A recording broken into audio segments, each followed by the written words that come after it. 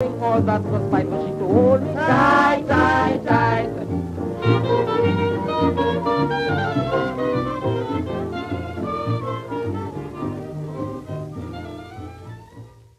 Sunday on episode 46 of Ion Dependency, reality radio at its best. Born in Belmont, raised in Laventille, this young woman could never have imagined what she would accomplish as a police officer. This Sunday, Garth and Natasha speak with Corporal Dane-Marie Marshall, the officer at the forefront of the historic first conviction of a human trafficker in Trinidad and Tobago. The trafficker used the bar as a front for his exploitation of women and girls in the commercial sex trade. How are you looking out for your children? This child answered an ad in the newspapers for employment. Mr. Anthony Smith was the person who was at the end of that ad. The child was subsequently groomed and brought to work in his bar. Found herself in various situations where she had to perform sexual intercourse with men and observed Mr. Smith receiving money on her behalf. Remember, the Ministry of National Security, the Counter Trafficking Unit, and the TTPS are unrelenting, unapologetic in educating you, the citizens, about the evils of human trafficking. Listen live from 10 a.m. on I-95.5 FM or watch live on the Eye on Dependency Facebook page or YouTube channel. Eye on Dependency. We don't just share stories, we change lives.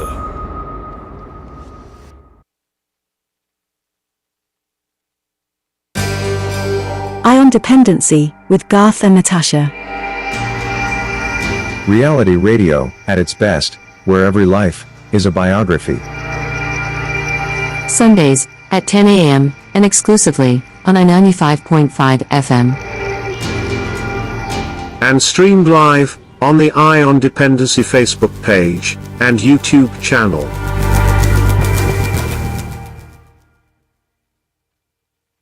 Good morning, Trinidad and Tobago, and welcome to Eye on Dependency. Right here on I-95.5 FM, live on the Dependency Facebook page and YouTube channel. We're also live on TikTok. Good morning to you on TikTok, Instagrammers, and all of you. And this morning, and good morning, Natasha. Good morning, Garth, Trinidad and Tobago, and Shub Diwali to everyone. Yes, and we have in studio here the lady of the moment, the officer of the moment. We have history sitting in studio here with us this morning. Mm-hmm. And this woman, Police Corporal Dane-Marie Marshall, will have her name etched in the annals of our nation's history by being the first officer to actually get a conviction of a human trafficker. And with that, we say good morning to you, Corporal Dane-Marie Marshall. Good morning, God, good morning, Natasha, and of course, good morning to Trinidad and Tobago. And I'm sure she has to be the pride of the police service and the family, and we'll get into that. This morning, as you know, we observe Diwali. The Hindu community observe Diwali. Mm-hmm. Well, and one of the tenets of that, as you know, is called good over evil. Yes, light over darkness. Light over darkness. And this morning, we are about to shed some light over this darkness and pour some light on this darkness. The good over evil. Which side are you on this morning? The good side or the evil side? Because this thing called human trafficking is evil personified. It's evil. It's modern day slavery. And if you understand slavery, you will understand why it's termed modern day slavery. In studio with us again, if you're just joining us, this is Corporal Dane-Marie Marshall. And we are very pleased to be in studio with her here this morning. An Eye on Dependency exclusive, if we must say so. Yes, because I understand a lot of people try. Yes. And we would like to, of course, thank the Commissioner of Police and the Communications Unit of the Trinidad and Tobago Police Service, Mr. Archer, who helped arrange this, and the Ministry of National Security for allowing us to have this exclusive with the Corporal. Before we get into it, Natasha, let's go back to Dane-Marie Marshall's beginning. Yes, let's hear Yes, where let's- this outstanding police officer came from. Tell Yes. us a bit about. During this broadcast, we'll show you some pictures of her when she just started. Oh She my. she was a cadet as well, Indeed. and you were born for service, my dear, and that is so good. So we'll be showing you some images of her life and her journey until this stage, and I would like you all who listening to contact all members of the print media, because we want to ask a very pertinent question this morning Yes, of we- you, Yes. the print media. Very pertinent. You won't allow the corporal to say it. She can't say it. We will Yes, say but it we for will her. say it. And the thing is, we want to show you, the audience too, as well, those of you who can log on to YouTube and Facebook, if you have ever seen these ads in the classifieds. Because one of the things that the media missed, went totally over their head, is the fact, in the first line, when the corporal spoke at the press conference, she spoke about answering to an ad in the newspaper. Now, that went over all your heads, and we asked the question this morning. Could you, the print media especially, be contributing indirectly, and I use the word indirectly, to human trafficking? You never thought of that, right? We'll get into that in a while. Corporal, welcome. Hi. Thank you again for having me. It is indeed an honor. And obviously, I would want to first and foremost thank the Commissioner, Mrs. Illa, here with Christopher, for allowing me the opportunity to speak with you, the media, on this very, very groundbreaking conviction in Trinidad and Tobago. And I think a lot of people don't understand the importance of this conviction for Trinidad and Tobago. And all of us who follow the whole issue of trafficking and trafficking in persons, we understand that we have at least escaped a serious hurdle that the country might have faced. And for that, I am very proud. I'm very proud that I was the person to really get Trinidad and Tobago back on a particular track. Yes, and put So- us on the international map and conversation. Definitely, yes. But And someone on Teresa on Facebook is bigging up a Tranquility's secondary past student. Yeah. So I am tranquil. So as we there, tell us a little bit about yourself, from where. How you Yes, grew up. my primary beginnings, obviously, I'm from attended Sacred Heart Girls Roman Catholic, and anybody out there, Sacred Heart, just say Miss Lohan, we understand what discipline is in the school atmosphere. Having done the common entrance exam, so I give away my age a little bit there. I was placed in Tranquility Government Secondary School, and under the guidance of now deceased Dr. Mervyn Sandy, he again instilled in us service and understanding the importance of service. At Tranquility, I joined the Trinidad and Tobago Cadet Force, and even before that, I was a girl guide in Sacred Heart. Sister Netta, if she's listening, thank you. And of course, moving into Tranquility, I did the cadets. So before I had the 17104, I was 10983, Lance Corporal Marshall. Spent a few years there, and of course, so, man, can you put up the image while she's speaking? Please, let's start with it. Go ahead. Corporal. yeah, so after the cadets and having completed Tranquility, I just moved around trying to understand and work in situations and instances of service. So I was also a part of the National Basketball Federation of Trinidad and Tobago. And there you have the pictures on the screen there now with Corporal as a cadet. Yes, so And She's on I the am left. flanked by my best friend Trisha and Mitchell. Yes. Right, and before we get into this, go back to that first picture from him. Let's stay on that for a while. Yeah. What prompted you to decide? Because I mean, I know cadets, girl guys, all of these things sort of prepares you, and For the military. in that way, and it makes you understand, well, I'm ready for this, I'm ready for service. Yeah. What made you decide to go to the police service, not the regiment, the Coast Guard? Why So the the police service? true story about it is that I applied for everything. Okay. Save and accept the prison service, no reason really, but everything. The cadets, the Coast Guard, not the cadets, sorry, the Army regiment, the Coast Guard. In my time, there was no air guard, so again, I'm giving away my age. Right. And the Trinidad and Tobago police service. And the morning that I had to choose, because that particular morning I'd reached a phase where I had to do a physical with the Coast Guard, and I was supposed to ascertain whether or not I'd passed the exam in the police. So I'm leaving home and I'm thinking, where do you go? Both of them are one was for 8, one was for 9, and I was studying. I might be able to do the 2 according. And as I'm walking up Salmon Drive, you know, when you reach to a point at the gate, they used to call your name. And I hear Dane-Marie Marshall. And I say, yes, God, this is where I have to be. So at that particular juncture, I chose the Trinidad and Tobago Police Service. It took me some time to get in after that day. But because, of course, the processes in relation to recruitment. But I entered the Trinidad and Tobago Police Service on November 1st, 2006.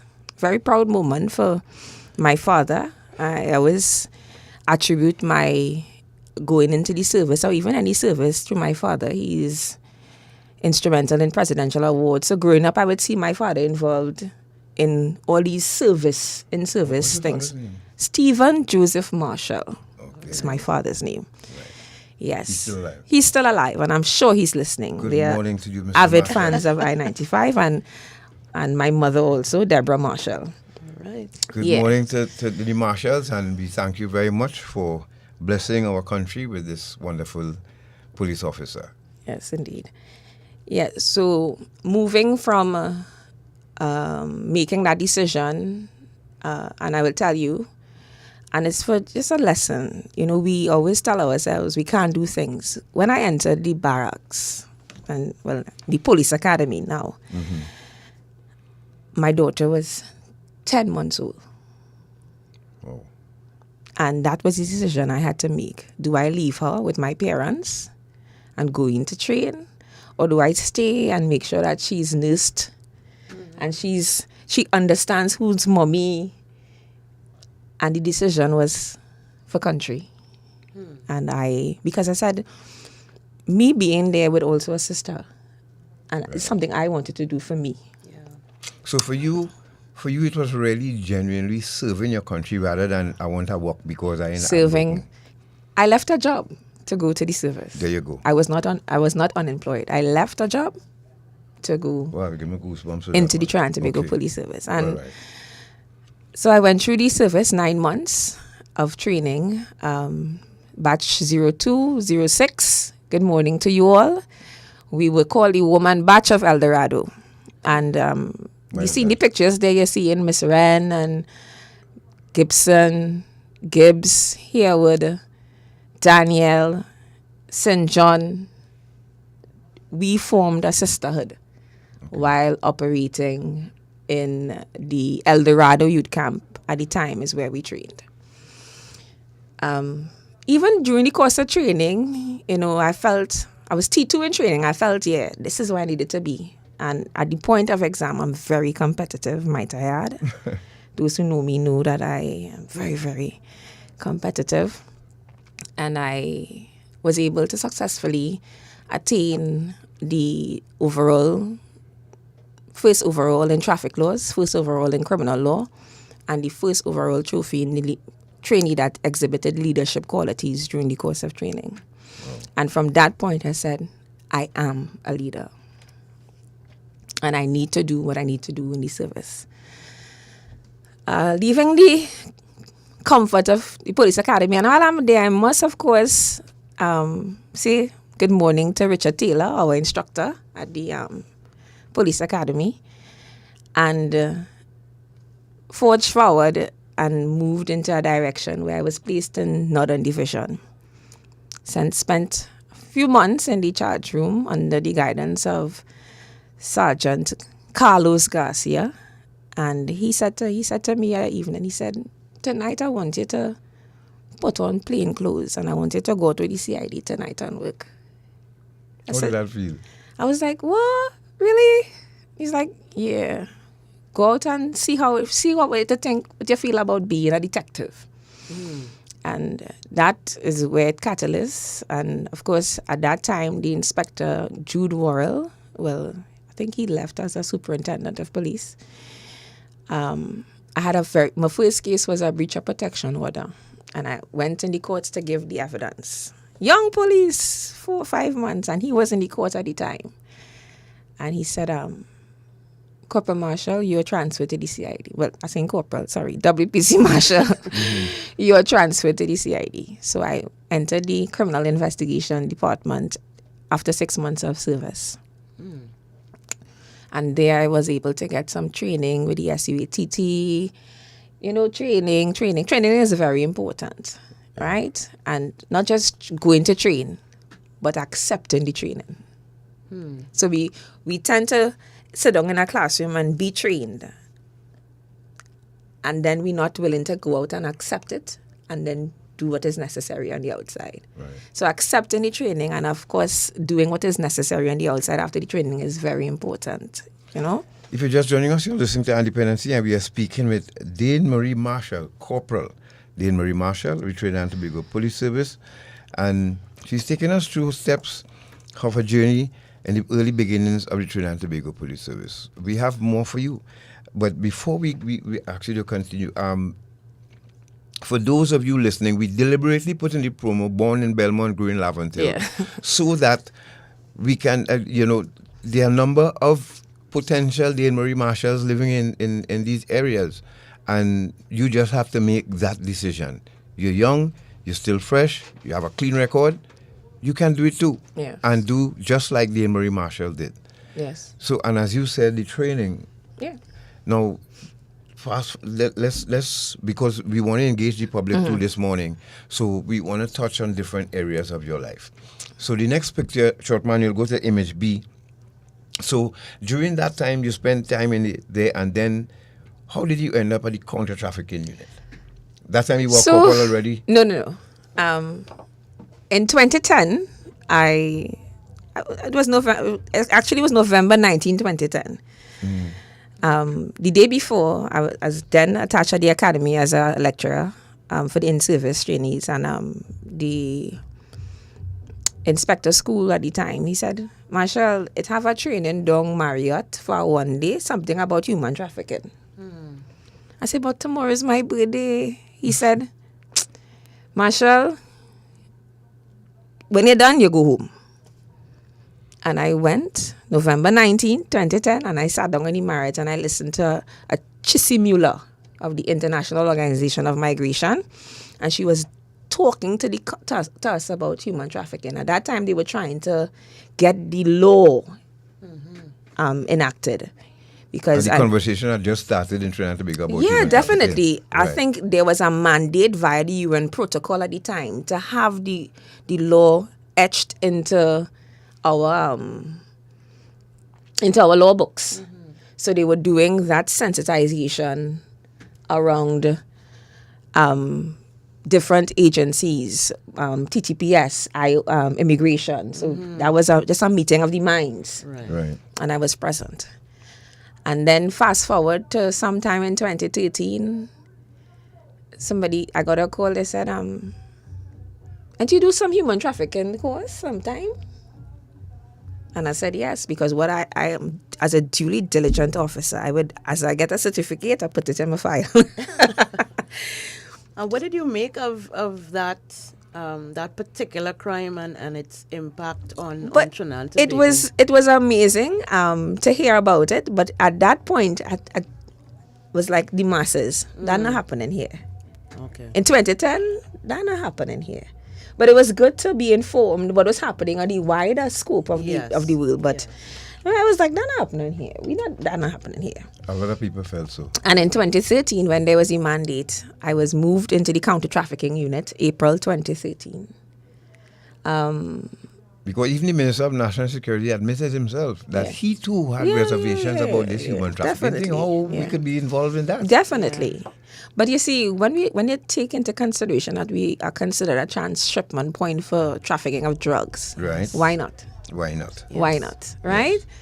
And as we move into the direction of counter trafficking, and one of the first matters that we had to deal with at that unit was the matter involving a police officer who is before the court now. Of course, is sub judice, and I can't speak any much about it.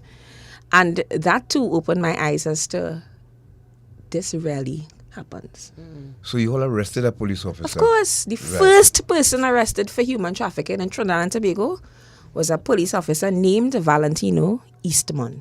Google it. And well done, Trinidad and Tobago Police Service again. It's one thing I love about the Trinidad and Tobago Police Service. You all are not hiding your bad eggs. No. Once you catch them, you're going to let the public know and deal with them. Yes. And we want to, and we really admire that about you. Yes. You all, like again, you all just fed up with it and decide enough is enough. You know. But short man, back up image B, please. And you can leave it there until we ask you to move on. So, image B is that Canadian trip. So the Canadians decided that they're going to start training. Yes. So the Canadian training actually came in 2017. So prior to that, I was trained by the U.S. I went to West Virginia and was part of training, but that training was more focused on the victim care part because remember, as police officers, we have your hand in everything. Yes, so that was just us understanding what would be the telltale signs of a victim, where a victim might not be ready to give that measure of evidence, because people tend to ask the question, how come a matter going on so long? Sometimes you are just able to fill out the blanks, but to get a statement of fact of what occurred is difficult for a victim. And we fortunately have the Victim and Witness Support Unit of the Trinidad and Tobago Police Service that renders that assistance to us in a situation where we need them to really treat with a victim, psychologically. Yes, and prepare them for giving evidence and that kind of thing. Because we are able to tend to the bruises, make sure it's healed, but that's the external, but the internal takes a lot of time. Absolutely. Right? So, yes. So, I was afforded training at the Royal Canadian Mounted Police. That's in RMCP. It was a very cool time. Is that Ottawa? Yes. This was this was in March, so that's real cool. Yes. This was real cool. But it's a very serious unit, the RCMP. Yes, they are. Very serious. Yeah, I learned plenty from them. And this is you at your graduation here? Yes. So, yes, I graduated and received my certificate having completed human trafficking and advanced human trafficking investigators course. All right. Yeah. So now you're back and you're ready. Yes, so I'm back and I'm ready. That's 2017, but that was after I found our victim. Right. That was even after I found Oh, her. really? Yeah. Right. Oh. So we will get into that. Yes, let's take a break, and when we come back, we will dive into the actual meat of the matter, the landmark case that the corporal was the lead on. And let me before you go to this break, Natasha, let me leave you all with this in mind. The women of Trinidad, or women leaders of Trinidad and Tobago, have rightfully taken their place in creating history in Trinidad and Tobago. Yes. And I say this with pride because, it had that imbalance at one time, and we didn't want to trust our women with leadership. But the Counter Trafficking Unit speaks to that, especially because remember the first head of the Counter Trafficking Unit was Ms. Charmaine Gandhi Andrews, right? Who passed on the baton to Alana Wheeler, definitely, and Kimoy Thomas Williams, and then the baton was passed on from Ms. Wheeler to Dr. Samantha Chetram, who is now fantastic woman, who is now the director of the Counter Trafficking Unit. And our first human trafficking conviction was from a female police officer. Gary, you're real slow on that applause button. And then our tip advisor. No applause. and our tip and the tip advisor to the country. Yes. Another woman. Yes. Antoinette Lucas Andrews. Yeah. So, we really have to tip our hats to our women for continuing to hold on these roles and guiding Trinidad and Tobago in the right direction with your, that nurturing ability that you all have at the same time, discipline. That is natural and intrinsic to being a woman. Yes, and we want to thank you all for your service. Really, thank you so much. So, folks, we're speaking with WPC, Woman Police Corporal Dane-Marie Marshall, history-making police officer in Trinidad and Tobago. Every time we speak up, who was the first, her name will always be in that lineup. Gary, give that before we go to the break.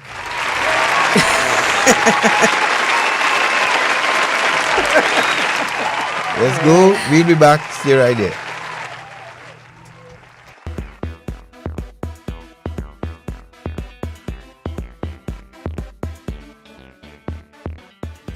Boy.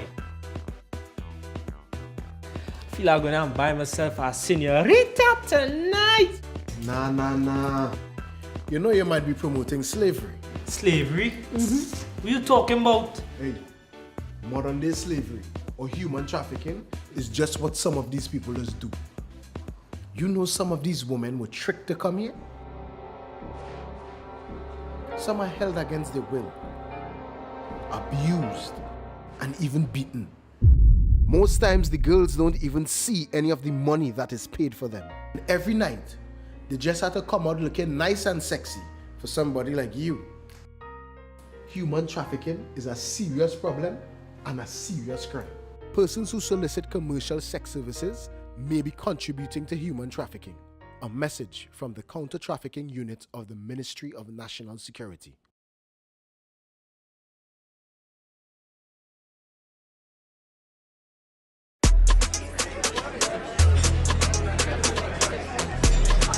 $50 by $20, $50 by $25.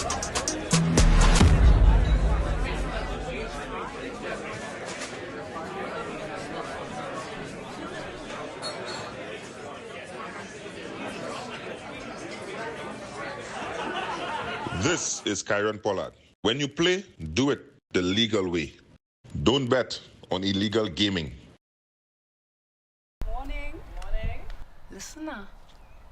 Has noticed something about them new people and them up the road there. Where's that?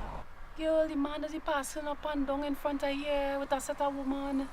I really noticed some woman living there, And they can't even say as much as good morning. Well, listen now. I wonder if it's human trafficking. You think it's that? So, how can you spot and identify perpetrators and victims of trafficking? Many victims are found living and working together in the same place and sleep in shared and inappropriate spaces. Victims work excessively long hours. They often sleep in the daytime and work long nights. They are often escorted everywhere they go and may appear to be malnourished. They may show signs of physical abuse, drug and alcohol use, and may also appear withdrawn, fearful, or intimidated. Victims who are migrants are often not in possession of their identity or immigration documents and have irregular immigration status. Perpetrators can be male or female and may appear to be managing or controlling the victims. And they may even at times appear to be the victim's best friend, boyfriend, or employer. We are the Counter Trafficking Unit of the Ministry of National Security, Trinidad and Tobago, safeguarding human life. Ion Dependency with Garth and Natasha. Reality radio, at its best, where every life is a biography. Sundays at 10 a.m. and exclusively on 95.5 FM. And streamed live on the Ion Dependency Facebook page and YouTube channel.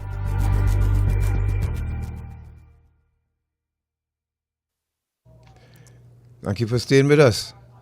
If you're just joining us, you're listening to Dependency, and we have in studio Woman Police Corporal Dane-Marie Marshall. If that name sounds familiar, she sat alongside the Counter Trafficking Unit Director, the Minister of National Security, and the Director of the Electronic Monitoring Unit during the press conference when we broke the news, when the news was made public about this conviction that we got. But this program too is for you, the listener, this morning too as well. How much understanding do you really have of this? And it's human trafficking happening right under your nose, and you don't even realize it. Later on, we're going to open up the lines to you to tell us what you know. And if you know anybody out there who might all of a sudden realize that they are in that position, we have numbers, hotline numbers for you to call as well, off air, so that you can reach out for help. Corporal? Yes. So part of the mandate of the Trinidad and Tobago Counter Trafficking Unit, and of course, by extension, the police service, and Trinidad and Tobago at large, would be to offer measures of public awareness to our to Trinidad and Tobago as to what is trafficking in persons. And it is there defined flat in our statute, that means the laws of Trinidad and Tobago, and it is found under the definition in chapter 1210, which is the Trafficking in Persons Act. And it simply says that trafficking in persons means the recruitment, transportation, transfer, harboring, or receipt of a person by means. And when we say means because there is 3 components that bridge that whole aspect of what is trafficking. 3 ingredients to make this cake that is trafficking. So without for your cake, you need your butter. Right, God? You need your flour. So for trafficking, they say, it is said by statute that you need to be able to show the act, the means, and the... That's right. So So in that, as we say that, we are now saying that the act would be either you recruit, you transport, you transfer, you harbor. And recruitment is what happened with the victim. A recruitment happened via an ad in the newspaper. And many other victims that the Counter Trafficking Unit has. We could also speak to transportation. So, for instance, a partner say, boss, I cannot working. Can you at least come pick me up? I have 2 girls to carry by a location. If in a statement this girl says that this man driving vehicle, so, you might find yourself in a position, whoever this page driver I'm talking to this morning, you could find yourself in a position where you too might find yourself in a situation where you form the act of transportation. Yep. Or somebody approaching a fisherman and say, make a quick trip down Venezuela. That's right. Right? The transfer. A simple process of moving one girl to another location, and you now having that control of her in that location. And in a situation where I had another matter, a gentleman was brought in and charged for the harboring aspect. And what happened? He lives alone, and our partner say, I need to have a place for 2 women to stay and whatnot. And he allowed them to stay at his home.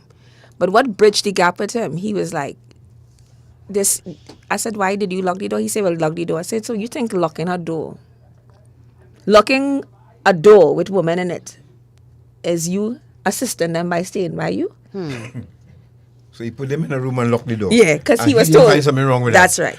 So, so it's not just, it wouldn't be just for you to, I wouldn't want the population to say, no, I don't want nobody to spend a night by me. No, it's not like that. It is what you do in the process of it. And that in itself is harboring. And I go on to say that the means that the Act speaks about is use of force, forms of coercion, abduction, fraud, deception, abuse of power.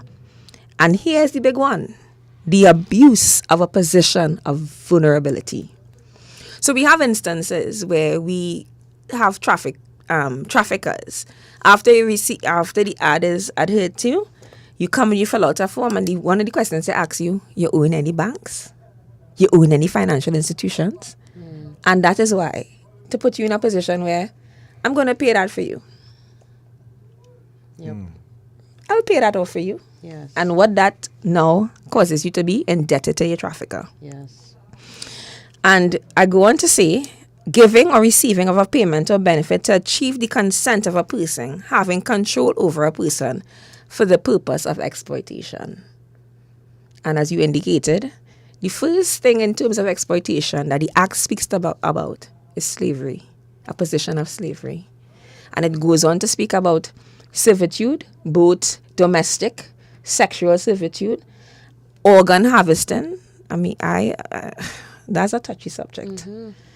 And of course, sexual exploitation, the whole labor And exploitation, again, is also defined in the statute.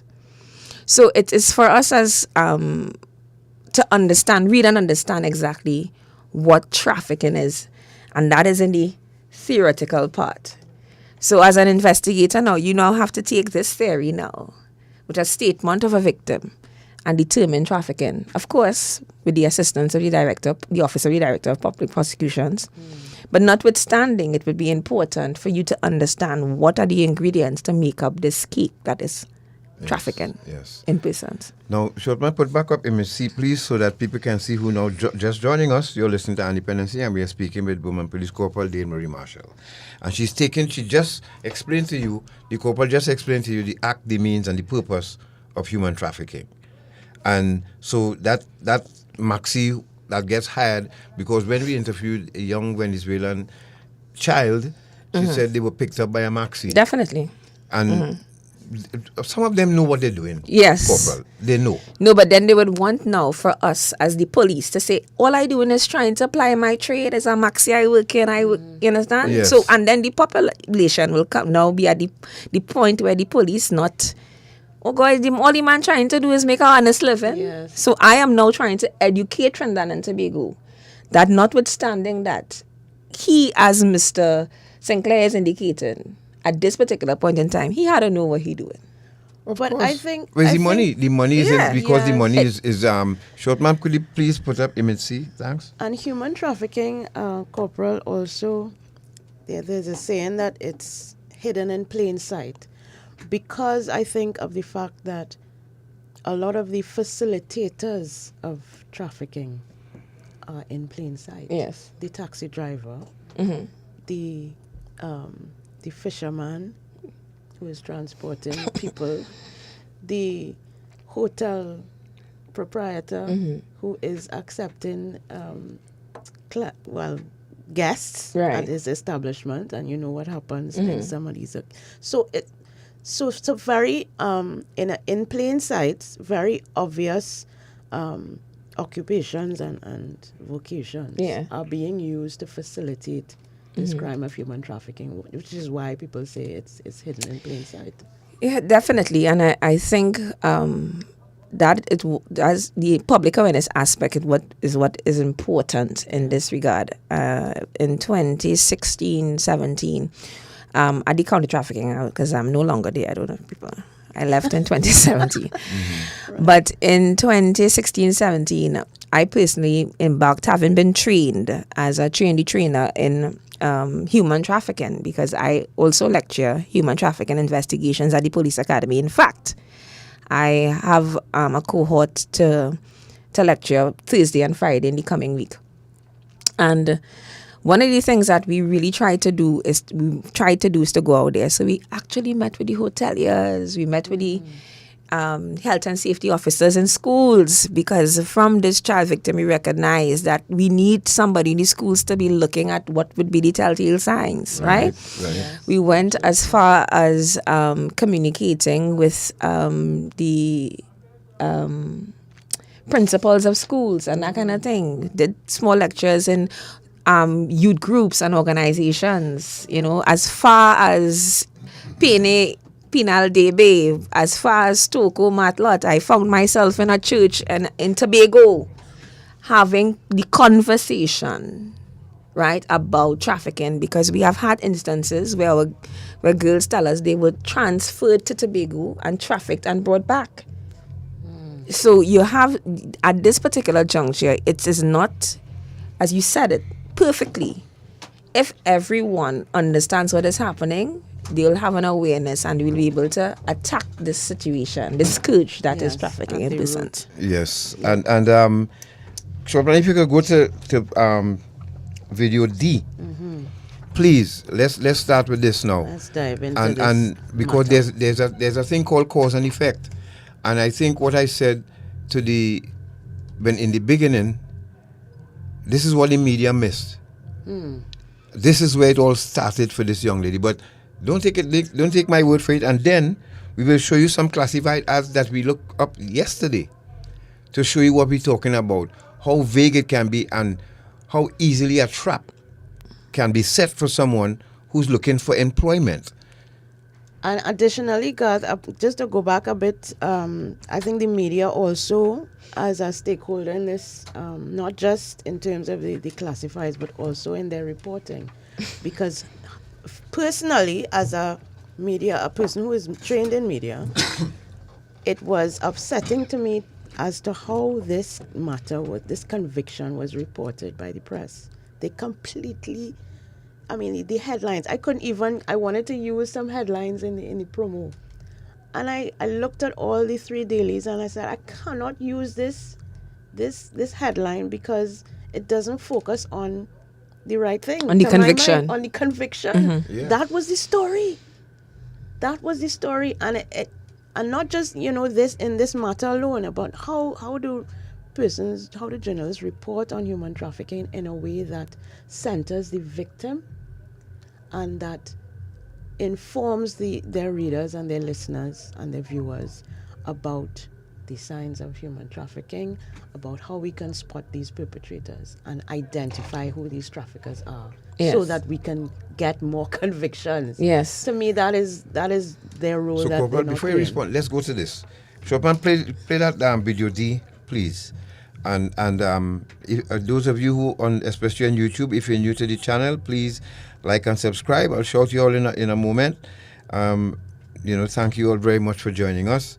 And you're listening, as I said, to one police corporal, Dane-Marie Marshall, history-making corporal, female corporal in Trinidad and Tobago Police Service who arrested, charged, and got our first conviction. So, Sharman, let's go to that quickly. This child answered an ad in the newspapers for employment. As the minister indicated, the child was of a lower economic bracket in our country, and we have persons, because I indicated to the minister yesterday, I remember at 16 I sought some employment. So it doesn't matter what economic bracket, but if you feel as though you'd want to, for the mummies and daddies, if the child says that they want to seek employment, it's a go, but we must look at it. So the child answered the ad, and Mr. Anthony, of course, was the person who, Mr. Anthony Smith was the person who was at the end of that ad. The child was subsequently groomed and brought to work in his bar. Sometime in 2015, she was asked to assist him with a foreign national at a hotel in Port of Spain, Trinidad. And when he meant assist him, it was to have sexual intercourse with that person. The child found herself in various situations where she had to perform sexual intercourse with men and observed Mr. Smith receiving money on her behalf. During the child's ordeal, she suffered beatings, embarrassment, and sexual attacks from both Mr. Smith and other clients. So, Trinidad and Tobago, I am here to say to you that trafficking happened within the limits of Trinidad and Tobago. We have to protect our young people. We have to safeguard them. And if you see something, say something.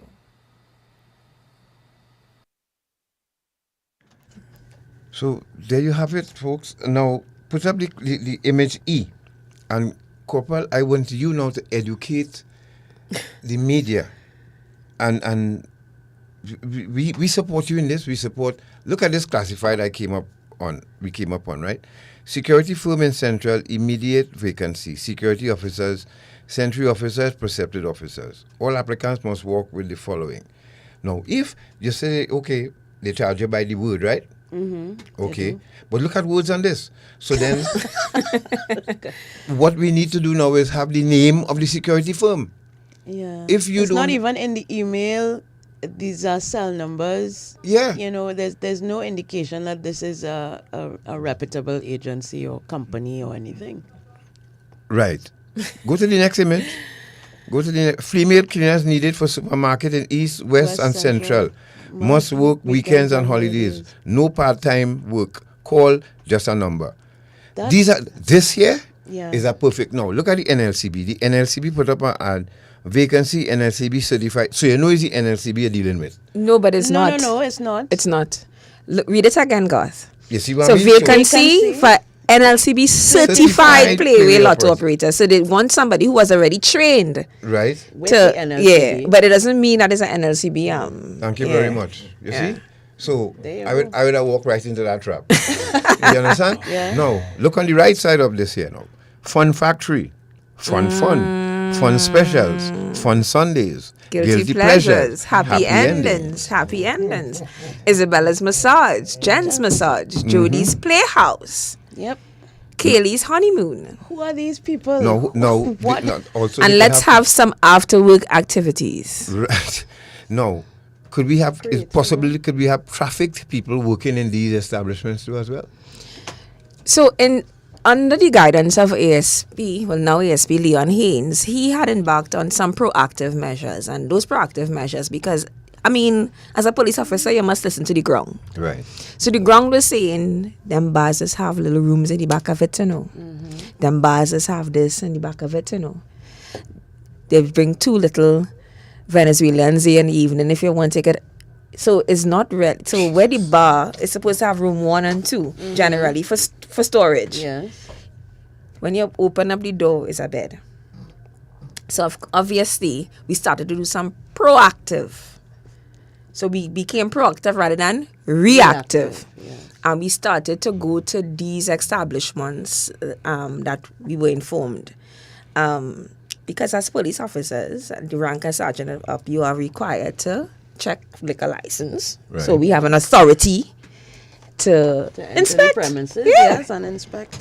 So notwithstanding that you would of course engage in just being present, and I think the presence is important. And look at this ad. And those situations, you see that. Office IT assistant, 4,000, 6,000 now. So somebody who's not employed. 4,000 and 6,000 sounds real good. Yes. Right. Vacation, public holidays, nice medical package. plan, profit sharing, and then a link to. Because for the and I could say this, the ad in terms of Mr. Smith was for administrative assistant, so it had nothing to do with it had nothing to do with in the lineage of sex trade. Yeah, we would want to say administrative assistant. Yes, there you go. As simple as that. Yep. No, you reading through that, you're out of work for a month, a year, 2 years. Yeah. You see that, hey, I could do this. Yeah. Well, we have an ad here now for an open-minded masseuse. Whatever that means. But daily paid. No, but you have to be open-minded. Well, I guess, and agree to happy endings and all of that, right? Operations, customer, service representative. These are all in our newspapers, folks. We are hiring experienced security officers in Cuba, Central, and Valsine. Excellent verbal and writing skills. Just a number. No, it's just not in our newspapers. Somebody takes this to a media house. Correct. And whoever is in charge there feels that it is good to put fun. Yes. Fun times. Yes. Isabella honeymoon in an ad. Yeah. Excellent. Yeah. Let's go to the next one quickly because I want to ask a very pertinent question again to the media. What due diligence do you do? Because look at this one: sales workers, seamstress needed, secretary needed, senior accountant. All of this. When people come to you to put ad in your newspaper, do you ask them, okay, let's say I come to put an ad for a modeling agency. Do you ask for articles of incorporation? Let's see you're ambitious, Mr. Sinclair. Because then how can we help the media to help us now with these classifieds? Because as you said in the press conference, the young lady answered to an ad for a simple thing as a office assistant. I felt it was necessary to say that. I felt it was necessary to begin with that because we tend to victim shame in our society. Yes. Absolutely. Right? So I felt it was necessary to indicate to Trinidad and Tobago that and I said it, and I even used myself as an example in the press conference. I said at 16, I asked my parents for me to get a little job. And the person flanked with me, the cadet there, Trisha and Mitchell, my best friend, we went and sought employment at a shoe store in Port of Spain. So we worked on a Friday evening and a Saturday. Right. It was menial, but we felt accomplished by the fact that we were making a little $2 for ourselves. Right. So I felt, for me, in my personal experience, there's nothing wrong with a 16-year-old seeking employment. But what was wrong is who she sought the employment by and what they did. Yes. Yeah. That was wrong. Yeah. She was in a vulnerable position and was exploited as traffickers would exploited, yes. If you're just joining us, you're listening to Dependency, and we are speaking with Corporal Dane-Marie Marshall. And we say good morning to you on YouTube especially. Good morning, Miss Archie, Catherine John. Good morning, Colleen Arthur, Christian Francis, Rena, Marsha Abbott, and Gerald Jacobs. Morning, Christian Francis. And those of you just joining us, thank you very much. While you're there, please like and subscribe to the channel, so that you can, and click on that bell so you can be notified when we go live. And also, to those of you on Facebook, there are some questions. Like somebody asked the question on Facebook. I saw it in passing there just now. Can Mr. Smith's clients be charged as well? So this apparently has become a talking point. Thank you, Natasha, for that. It has become a talking point. Now, best practice, yes. Once we are able to verify an individual, they can be charged for a varying amount of offenses, right, within the armpits of the law. However, we are guided by the evidence. Yep. The evidence. And evidence is more than a statement or more than a thought or presumption. Yes. And I say no more. Because this forms part of a subsequent investigation by comments made by our judiciary. And so a team is set up to treat with possibly looking at the clients in this regard. But it is not impossible. However, you need evidence. Yes. And on that note, and I know a lot of people have been looking at when the police will do a raid on a bar, and you will see, a line of young women and or girls, but you don't see the men, a lineup of men who have been in the bar to have sex with these girls, and you don't often hear of men being charged for soliciting sex. Could you explain why that is? And again, I think it goes back to what you were just saying about the evidence, but explain. So let me give you the best example I could give you. Sure, back up MSC, please. In a situation where, and just up to last night, I was having a conversation with inspector, and while in my 6 months before being a detective, I was part of a raid. A place that we now call Classic Seaman. Yes. So that's like many years ago. Yes. And in that raid, that was my first experience. And what generally happens, Natasha and Garth, is that you tend to separate the women first. Right. Raids like that before trafficking in persons was really tailored to ascertaining people's immigration status. Okay. Right. So we fast forward to conducting those exercises while at the Counter Trafficking Unit.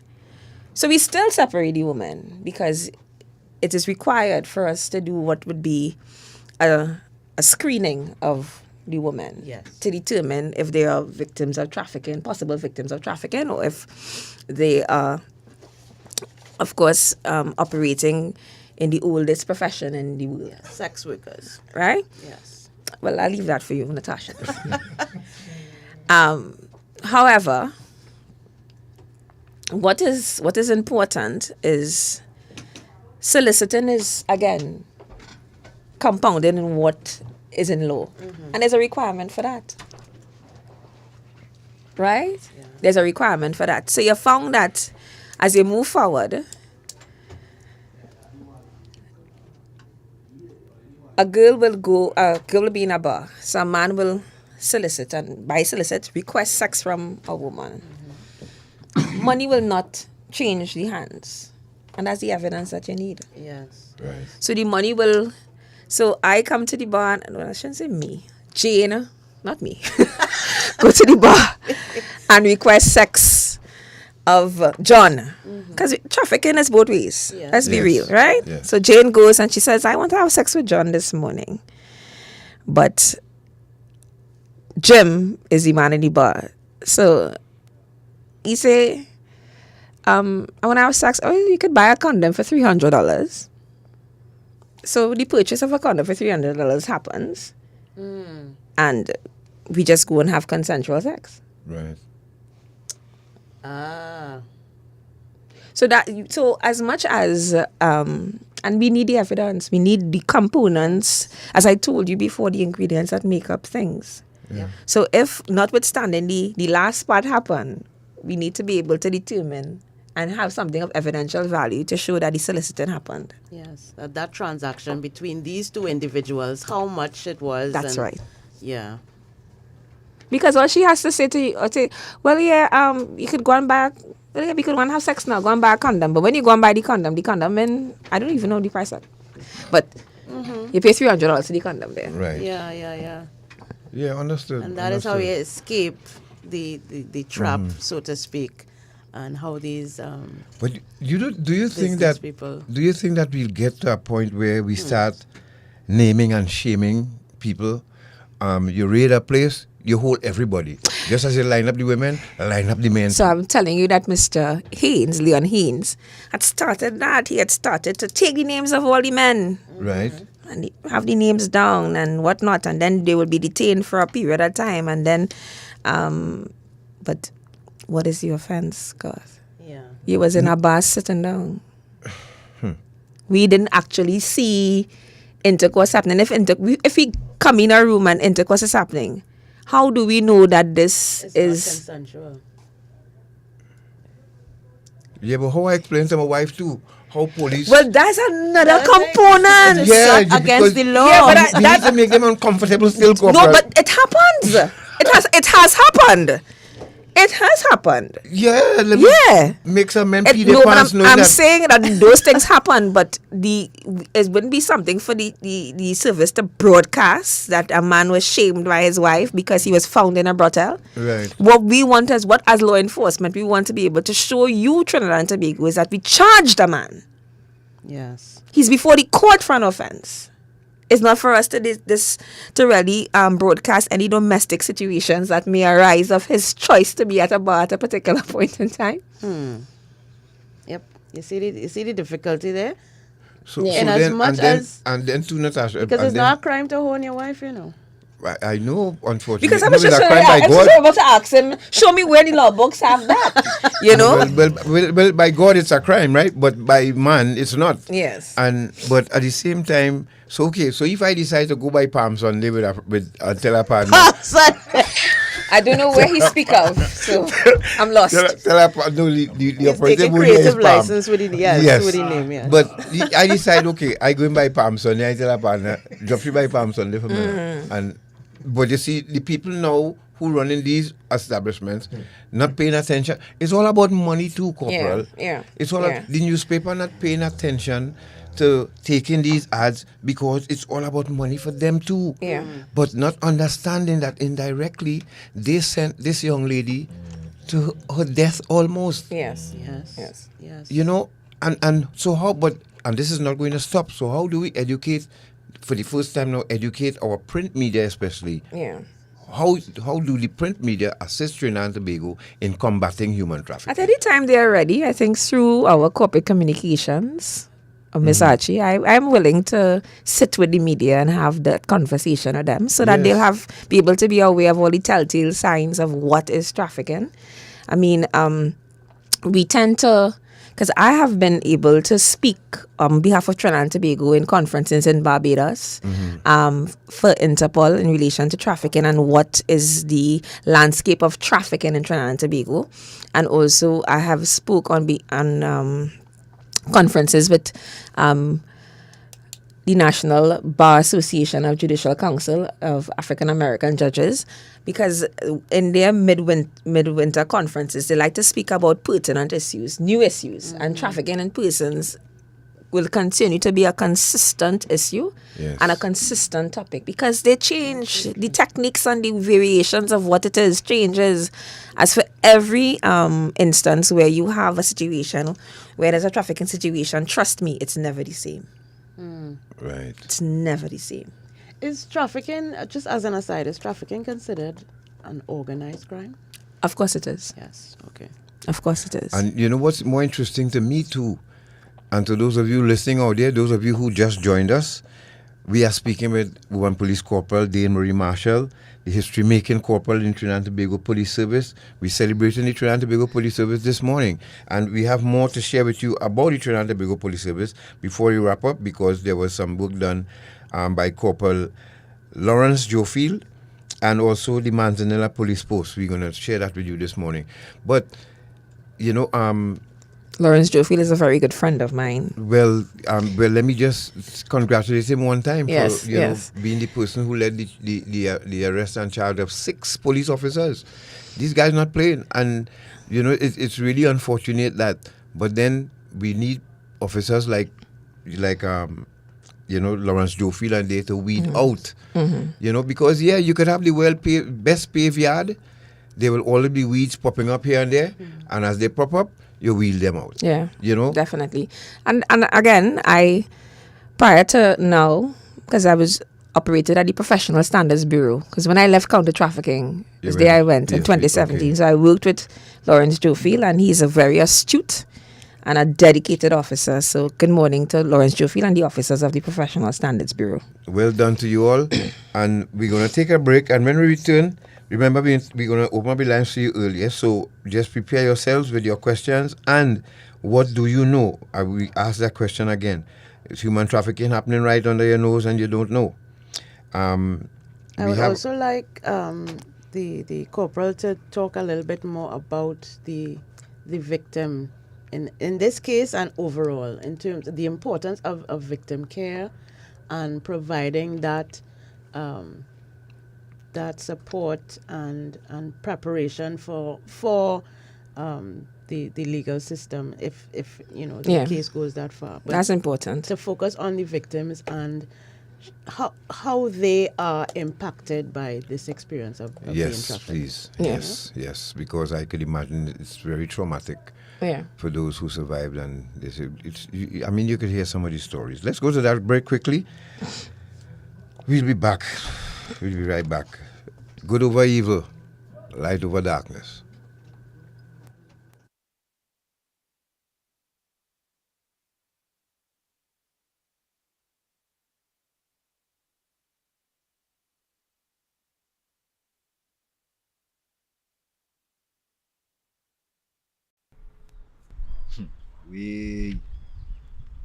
The sex trafficking thing is a serious thing, you know, boy. Sex trafficking? I thought it was only human trafficking it have. But what do you mean? No serious thing, boy. Where you get that from? I don't know about human trafficking, you don't know about sex trafficking. So how can you spot and identify perpetrators and children who are victims of trafficking? Many victims who are children do not look like under 18 years old. Child victims often move escorted around alone or in small groups. They also live in shared and even packed rooms and have very little clothing and belongings. Child victims are often seen with adults who are not their parents, their relatives, or their caregivers. Migrant children are often unaccompanied and separated from their parents. Child victims are often engaged in work that is not suitable for children. They are often deprived of their freedom to go to school, to play, and to enjoy being a child. Perpetrators have unexplained sources of income and possessions. They are businessmen and businesswomen running legitimate and illegitimate businesses. Perpetrators may appear to be the victim's friend, boyfriend, close relative, or employer. We are the Counter Trafficking Unit of the Ministry of National Security, Trinidad and Tobago, safeguarding human life. Some of us like to play games of chance, but remember, gaming should be fun, so don't get carried away. Play for a prize, but don't pay the price. Play for fun, but never for keeps. Play smart, but never play all. Winning isn't everything. If you or someone you know needs help, call our gambling addiction hotlines. Rebirth House 24-hour hotline 466-3146 or Serenity Place Empowerment Center for Women 794-7980. An initiative of NLCB and Eye on Dependency. Yes, girl. Online here with this weirdo named Larry. I'm getting rid of him now.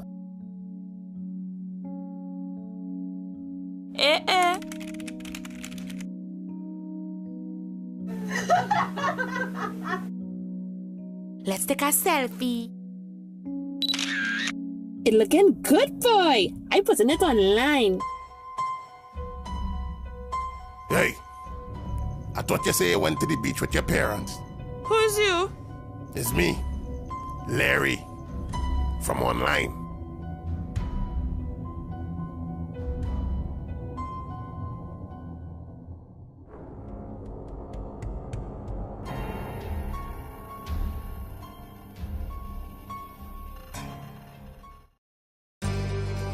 Eye on Dependency with Garth and Natasha.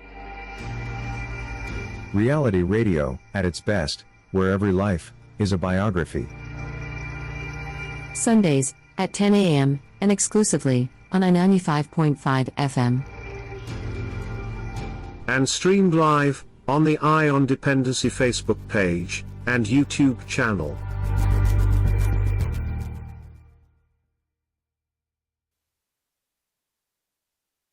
Thank you for staying with us. This is Eye on Dependency, and we are talking human trafficking with Corporal Dane-Marie Marshall of the Trinidad and Tobago Police Service, formerly of the Counter Trafficking Unit, who is the spearhead or the lead investigator on the landmark conviction for human trafficking that Trinidad and Tobago was able to record in the last month. So now I wanted the corporal to focus a little bit now on that particular matter and the victim in that matter, in terms of the importance of victim care in this whole fight against human trafficking, and some sense of what the victim actually goes through when he or she is placed in this position where you have been manipulated, you've been groomed, you've been exploited, you've been lied to, you've been abused in many instances. What is the frame of mind? What is the experience of a victim of human trafficking? So I could start with one of the matters, also sub judice, in 2018, and that was really my first experience of what was clear signs of a real psychological issues that victims really undergo in relation to being trafficked. And I was actually recording a statement with the assistance of an interpreter. So these particular victims were Venezuelan nationals. Right. And so I'm guided by the interpreter as we record the statements. And at the second break, she says to me, she said, Miss Marshall, I think that there's something is wrong. I said, what happened? She said, in her regurgitation of what had she occurred, she was talking to herself in the first person. She was saying, not I, but Dane-Marie had to go. Dane-Marie went under a tree. Yeah. Dane-Marie. So she was actually separating the I any circumstance and putting it off as a... herself in the third person. That's right. Right? And from there on, I really sought to get training in the aspects of victim care and understanding how we treat with victims. And because no fault of ours, we are trained as law enforcement officers to, a report is made, you get the statement. You get the statement because the statement forms your foundation of your evidence, and that will take you through your investigation, right? Once you have that statement down, you're able now to take leads, get leads, and you have things of evidential value there. So in your training, I need to get a statement. But that was the first time I realized, no, I don't need to get the statement. I need to make sure that the victim is okay to give me a good statement. Yep. That's where that changed. Now, in the situation, of course, don't want to speak too much about this victim in this matter, as we have situations that are now engaged in the court again. Okay. But in this situation with this particular victim, in the first interval, she did not tell us anything. Nothing.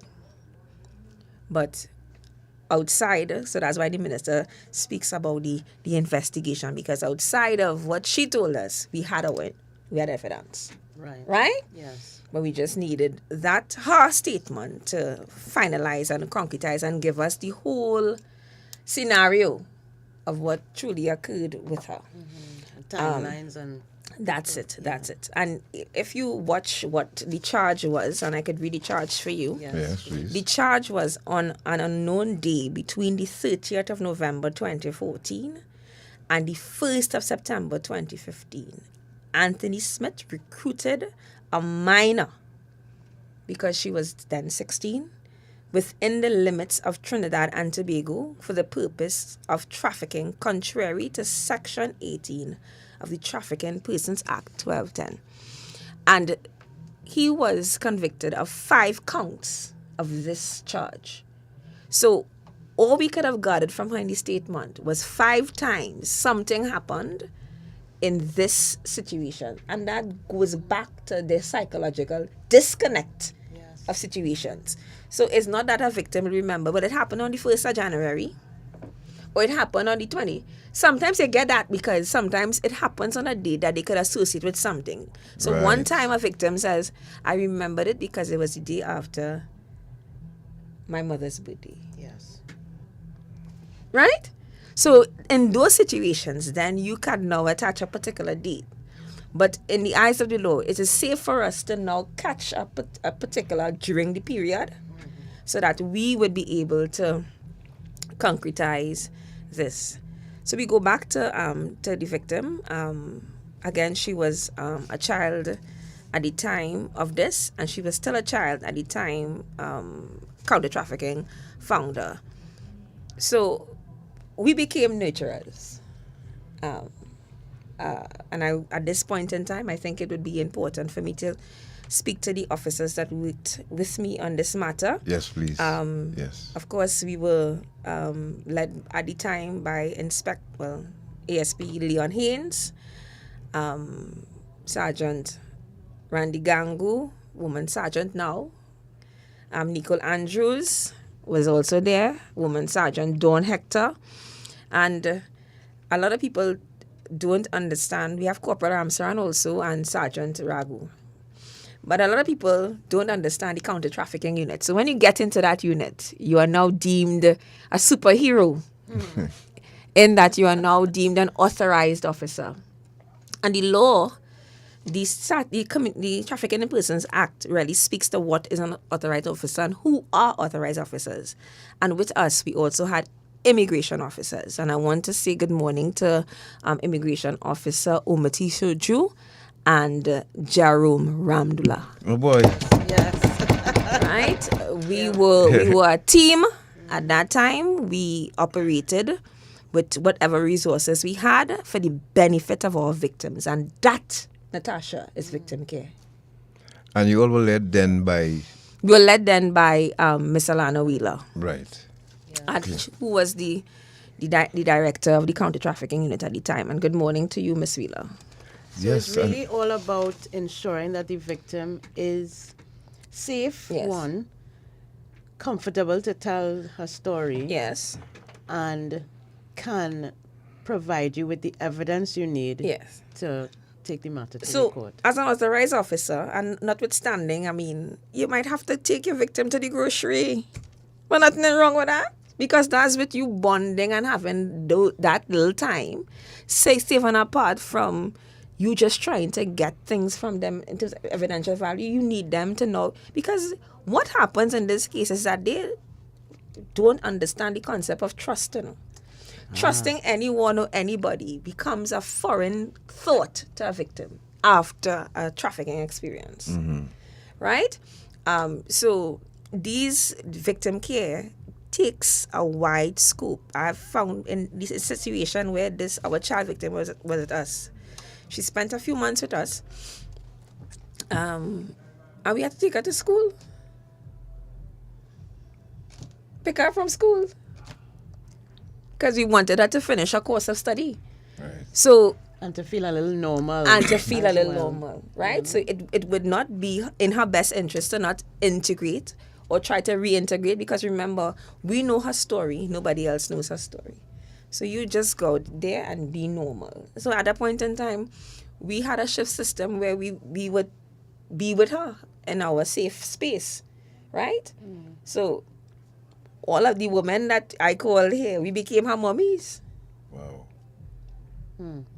The persons that she will talk to in time of need, you know, and notwithstanding. And I mean, I've had and I have a very good relationship with her birth mother, her mother. Yeah. That's her mother. But I, too, as I tell the mother, and she knows, and I'm sure she's listening, I'm her mother also. And that is... I was just going to ask about that, about the relationship with the victim's family and loved ones. That has to be very carefully... it has to be... negotiated as well. Of course, because we still operate in a professional environment, and but notwithstanding... relationships must be maintained so that we'll have results that we had quite recently. Yep. Because after I take a statement from a victim, you know, and you get the necessary information, the follow through, and those are the words of former Commissioner McDonald Jacob. He speaks about the follow through to the end is important. Yes. Because what makes you a good detective, a good police, it's not by the arrest, it's by the conviction. Yes, absolutely. And for those of you who are just joining us, you're listening to Dependency, of course, and we are speaking with Woman Police Corporal Dane-Marie Marshall. You missed a lot, and if you want to repeat after we finish this program today at 12, you can go back to our YouTube and Facebook channel and get a rerun of this program. Before we go to this break, and shortly when we take this break, we come back and play this 3-minute video, and then we'll take your calls from there. But, Corporal, I you know, with Natasha and we embarked on a journey, and just as your biography this morning, we talk about every life is a biography, right? Yes. And you know what one day I hope that we would be able to sit with a perpetrator of this dastardly deed to find out in your mind how you view people, how you view children, how you view women, that you now will set out on a journey to embark on a journey to recruit women to sell them to other men. That is special to me. Yeah. And I would like to get inside the head of one or two of these folks to find out how you view, especially if you have a wife and children, you have a daughter, but you don't see any problem in selling somebody else's child. Yeah.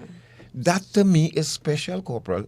And I would like to know, we would like to know from them. Tell your story, tell us what, you know, because you're a good-looking guy, you could get a job, you're talented, what would make you choose to sell people? Yeah. And which is more dangerous, because selling people more lucrative than selling drugs. I was now going to say Tell that us to you, about that. Mr. Sinclair, because in training, and my first training I had in West Virginia, I think one of the lecturers, and that was opened my eye, he said, to move a kilo of drugs, in one location to another location. At the end of that movement, it is sold and that is done. Right. And the amount of money you may have to pay in order to conceal that kilo of drugs to be moved from one location to that location is ghastly. But if you move a woman, and people not move around? What would be suspicious in the movement of a woman? Yeah. So a woman is moved easily through our ports of entry. And the Counter Trafficking Unit at the Ministry of National Security is doing a fantastic job in trying to just put those visuals out there, because you pass through the airports and you see it. Right. But as if our population reading it. Paying attention. Right? But it is there. It is out there, nonetheless. And so you move that woman through an airport normal. People travel through the airports. And then when the woman reaches to her destination, she's sold thousands of times. Mm-hmm. Yep. She sold thousands of times. So it is lucrative to move people at this particular juncture rather than to go through the processes of moving a kilo of drugs. Yeah. So we say good morning to you on YouTube, Dane-Marie Lizama. That name sound familiar? That's my daughter. Yes, she said, Mommy, she's proud of you. Oh my gosh. Danielle Marshall, Piper. We have all the Marshalls out this morning. Yes. Good morning to my sisters, Deandra and Daniel.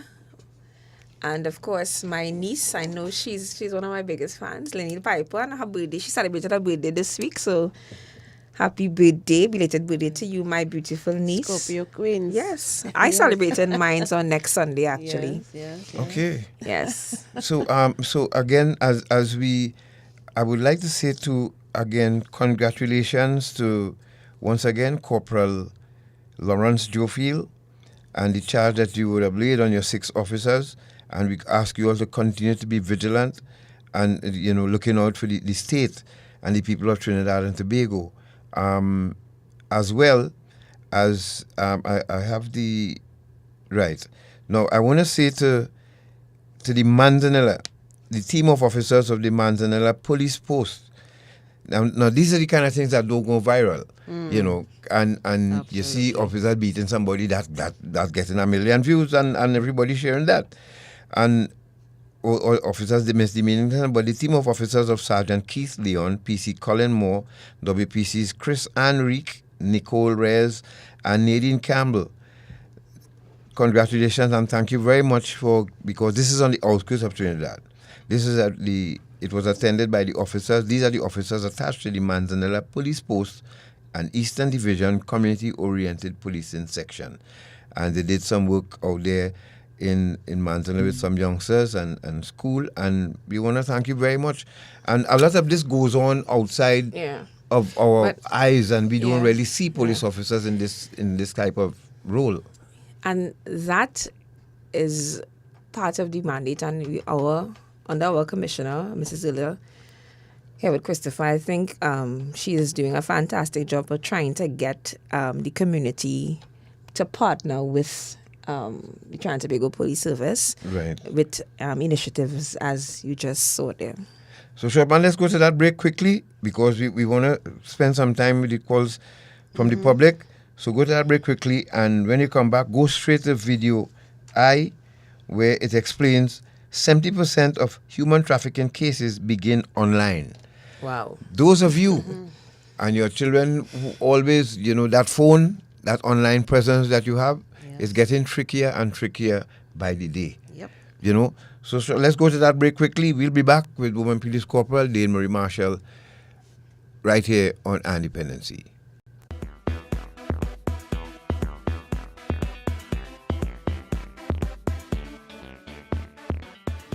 Boy. Feel I'm gonna buy myself a senorita tonight. Nah. You might be promoting slavery. Slavery? What you talking about? Hey, modern day slavery or human trafficking is just what some of these people just do. Some of these women were tricked to come here. Some are held against their will, abused, and even beaten. Most times the girls don't even see any of the money that is paid for them. And every night, they just have to come out looking nice and sexy for somebody like you. Human trafficking is a serious problem and a serious crime. Persons who solicit commercial sex services may be contributing to human trafficking. A message from the Counter Trafficking Unit of the Ministry of National Security.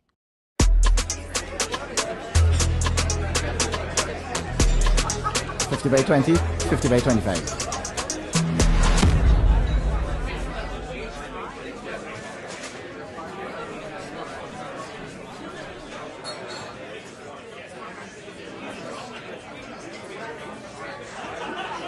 This is Kyron Pollard. When you play, do it the legal way. Don't bet on illegal gaming. Morning. Listen now. Has noticed something out. Them new people and them up the road. Where's that? Girl, the man that he passing up and down in front of here with a set of woman. I really noticed some woman living there, you know. And they can't even say as much as good morning. Well, listen now. I wonder if it's human trafficking. You think it's that? So, how can you spot and identify perpetrators and victims of trafficking? Many victims are found living and working together in the same place and sleep in shared and inappropriate spaces. Victims work excessively long hours. They often sleep in the daytime and work long nights. They are often escorted everywhere they go and may appear to be malnourished. They may show signs of physical abuse, drug and alcohol use, and may also appear withdrawn, fearful, or intimidated. Victims who are migrants are often not in possession of their identity or immigration documents and have irregular immigration status. Perpetrators can be male or female and may appear to be managing or controlling the victims.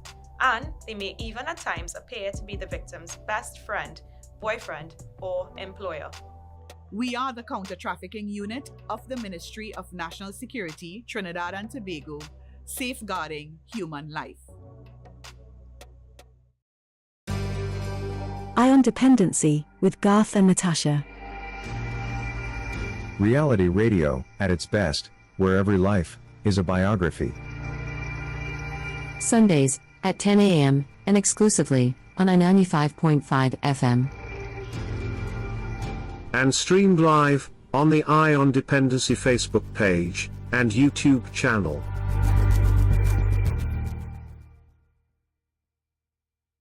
And with that, tonight we continue our investigative series, From Fear to Freedom, Human Trafficking in Alabama. With this, 70% of trafficking begins online. CBS 42 Morning News anchor Alyssa Rothermick found when it comes to victims, trafficking often starts with one of the most commonly used social media sites. The number of ads for sex in a given year in our state is 641,000, according to the University of Alabama. As the internet has become more widely available, the business of trafficking has gone from the corners of city streets to being accessible anywhere. Just about every type of human trafficking that exists throughout the world is happening to some degree and at some level here in our state. Chris Lim is a professor at the University of Alabama. His department researches sex trafficking and its shift from a traditional in-person arrangement to an online establishment. It's more mobile, if you will. They could take their victim to any community and pop up an ad in that local community. Another reason is that it's safer for them. The website Backpage used to be a hotspot for sex ads. The federal government shut the site down in 2018, and now dozens of other sites have popped up in its place. But the ease of internet advertising isn't the only trafficking danger that lurks online. Those who work with victims say traffickers use social media as a place to prey on unsuspecting victims. I've seen several young ladies who were beginning to get caught or were fully caught in this from really well-established, healthy families from right here over the mountain. Malia Stevens is part of a group pushing a resolution in the U.S. House to require apps be regulated and rated like movies. Right now, ratings for apps are assigned by the app creators, meaning those potentially dangerous for young adults could be labeled as age appropriate, including one found on most teens' smartphones. You do have to be 12 years old to use the app. When it comes to children, we find that Instagram is the main access point for traffickers to groom young underage minors for trafficking. It's not just Instagram. Traffickers use messaging on Facebook and YouTube too. Several of the experts I talked to agree that if your child has an online presence of any kind, they've likely been seen by a child predator at least once. They say it's important to guard their online activity. This is something that requires everybody to work together collaboratively in order to effectively address the issue. Of the 3 survivors I talked to throughout the course of this investigation, not one was familiar with trafficking before she fell victim herself. So what are Alabama schools doing to educate young people on these potential dangers? More on that tonight at 6. In Birmingham, Alyssa Rothermick, CBS 42 News, local coverage you can count on. And Alyssa has special reports in all of our newscasts today. You can see the ones from earlier today by going right now to CBS42.com and clicking on the From Fear to Freedom tab on the homepage. Thank you for staying with us. And Corporal, there's another dimension to the online recruiting. Well, as I mentioned prior, We're taking your calls, people, 6223937. As I mentioned prior, the trafficking situations change as time goes by. The forms of recruitment will change as it, because the market, if the market is children, where would you go? Social media, online gaming. Those are the instances where we'll be able to attach who we want in terms of who we want to recruit, right? So, yeah, socially, TikTok. I mean, I'm a mother, proud mother of one, as I mentioned to y'all, and even at the point where she had that smartphone, I would do the necessary. And parents, I'm saying to you, it's nothing. Just go through the phone and go through the messages, see what apps being used, see the content they put in, because sometimes I think we allow children to put up inappropriate content, right? And even at this time, she's 17 and living abroad. I still monitor her content, and my sister heard her talk about, they follow her too, and they will say, Mash, I think that thing I see Jenny Pop day, because she plays volleyball. Right. So you'll find that some of her clothes might be short. Yeah. And she's be like, Mommy has been on the court with it. I said, I see you on the court. That's not for on the phone. So, you just have to continuously do the necessary as parents, guiding. That's what our job is, to guide, Yes. Our job is not to be friends with our children, but to guide. And to help them to understand, too, that they are putting themselves at risk. They are putting themselves in a vulnerable position when they do this. Yeah. Not just don't do it because, but help them to understand why. So again, Natasha, the conversation. I think it's a Caribbean culture where mothers don't really talk. Yes. But we have to now develop that conversation that culture where we have the conversations. Let's take our first call. Absolutely. How much do you know about human trafficking? And if you do, if you need help, who are you going to call? Let's take our first call. Good morning. Hey, morning, God. Morning. Morning, Natasha. Good morning, Corporal Marshall. How are you guys going? Good morning, sir. Good morning. Yeah, Toronto. Yeah, I live in Toronto. What you guys are knowing that is this? There's other ways these people try to hide human trafficking. For instance, know this. I wouldn't call the hotel name or whatsoever, but however, this gentleman used to be bringing in a lot of girls from different parts of Canada into the hotel. And one of the things I want people to understand like this, he will not allow the room attendants to clean the room. He will go and get the sheets and towels, and he's making up the room for them. Okay.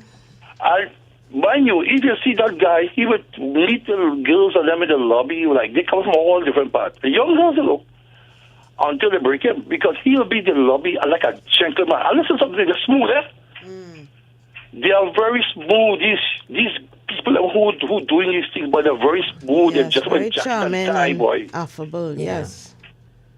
They just like Jack and Tie. They're very smooth about it, and they figure out that they can get away with it. But anyhow, they don't get caught. And the law is very serious in this thing, and I'm glad what you guys doing in Trinidad and Tobago. But I just hope you guys find that gentleman. Thank you, sir. Thank you. These people are destroying young girls, and and it is very terrible. Somebody they just another thing they just give them drugs and all kind of thing. These are very serious things, Of course So it glad, is. Natasha, glad what you guys doing. I love what you guys doing. And Corporal, congratulations for the Counter Trafficking Unit of Trinidad and Tobago. I'm proud of you guys. I love to listen. All right. Thank you very much. Thank you. And God, he spoke about that telltale sign for hoteliers, and that is the biggest sign. The inability to clean a room after a day. Right. That is a sign that hoteliers and persons listening who form part of our hospitality in Trinidad and Tobago, once you have a situation where people there for various days, several days, and you're not able to enter that room, is because it has been set up for a particular purpose. Right. Hello, good morning. Good morning. Yes, good morning and congratulations, Gat and Natasha Sinclair, and another informative Sunday morning program.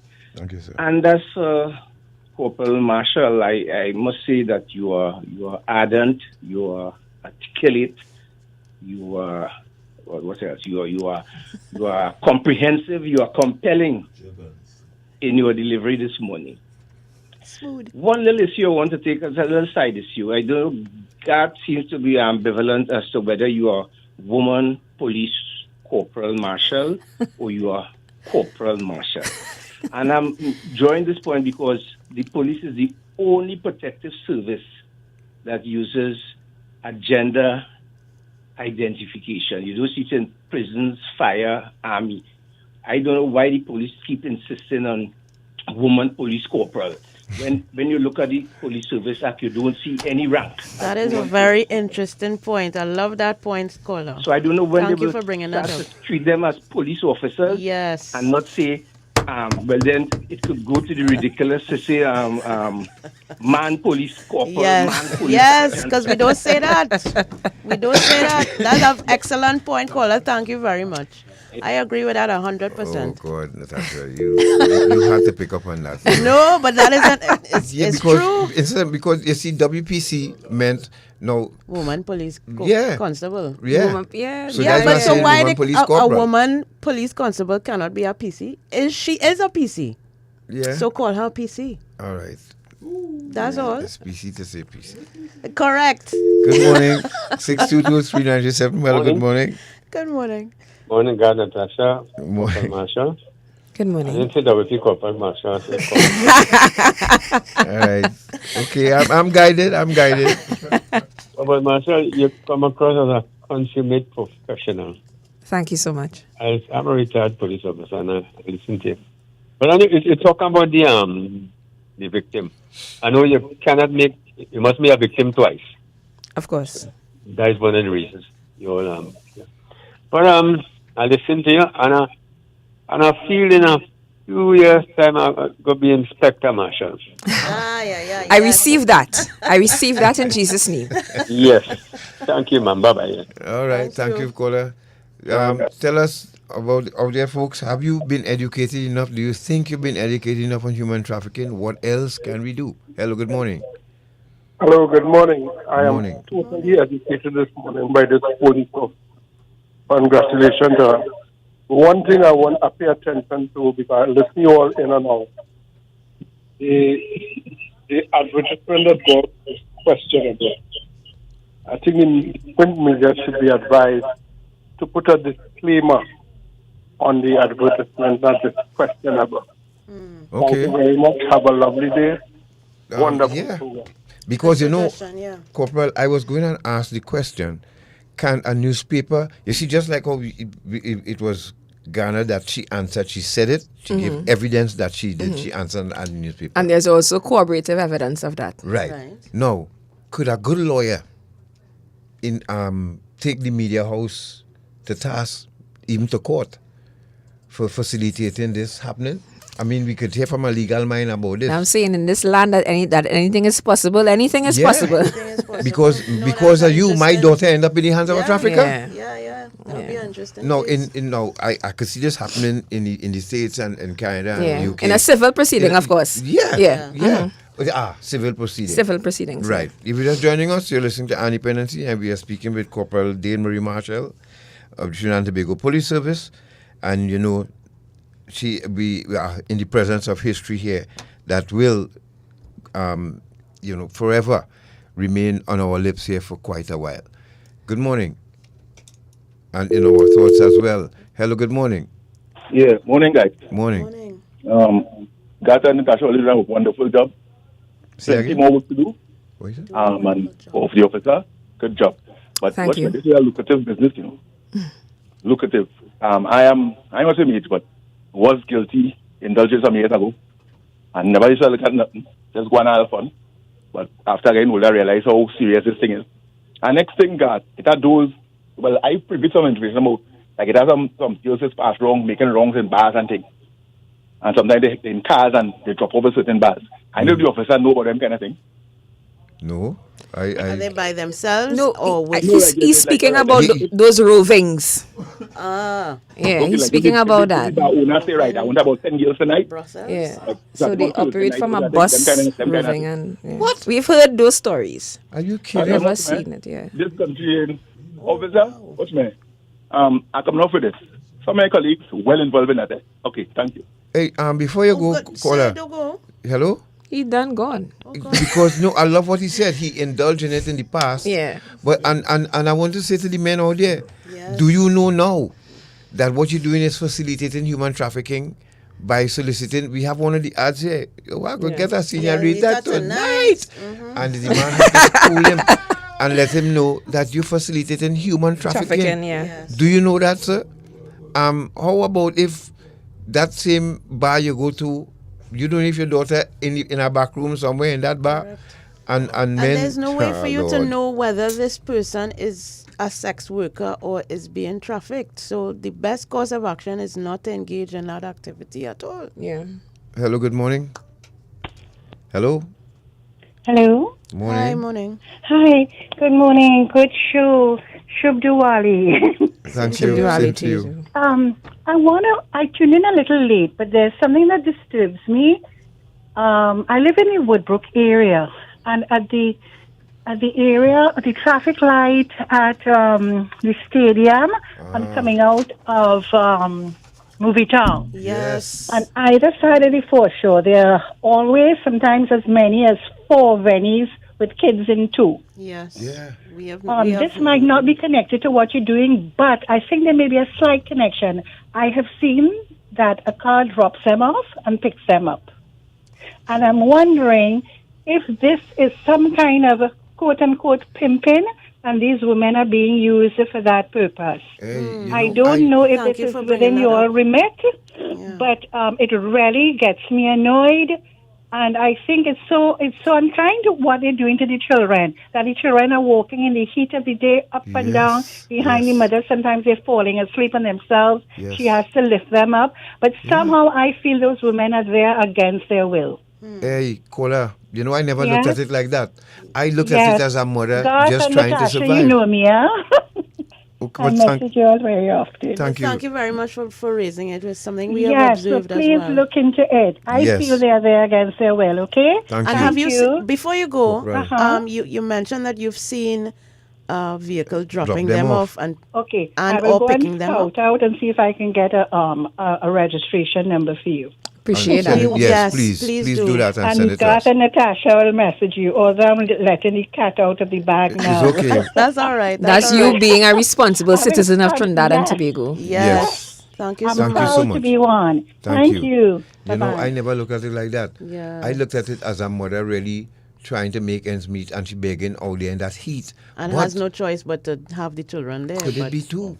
One of the things that when I did training and return that I never looked at, those children were the sweeties. Yeah. If you look at trafficking in India of children, yes, and you look at trafficking in Africa, some countries, it's the same thing, they send them out there selling sweets, one person. Yes. And if you really look at the composition of what is in the box, it's the same thing. So you know that it comes from one supplier.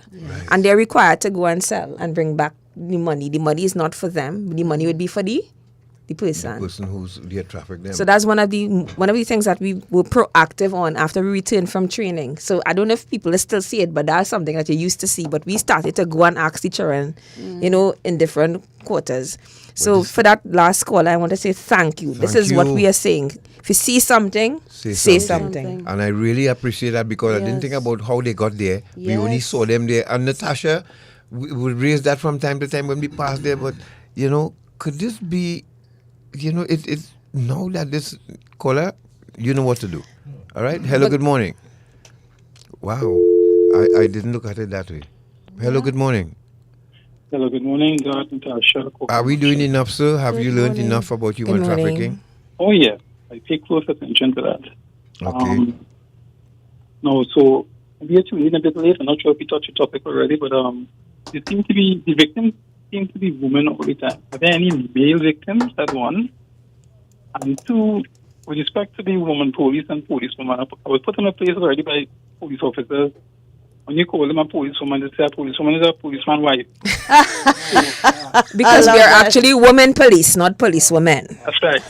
So that's why they need to say women police. They can't say, I'm looking for a policewoman. It's a policeman's wife, Yes. According to where the word lands, it becomes offensive. Thank you for that, caller. So, and your question in relation to male victims, during my tenure at the Counter Trafficking Unit, we've had male victims. We have had one male victim, sexual exploitation. He was also a child.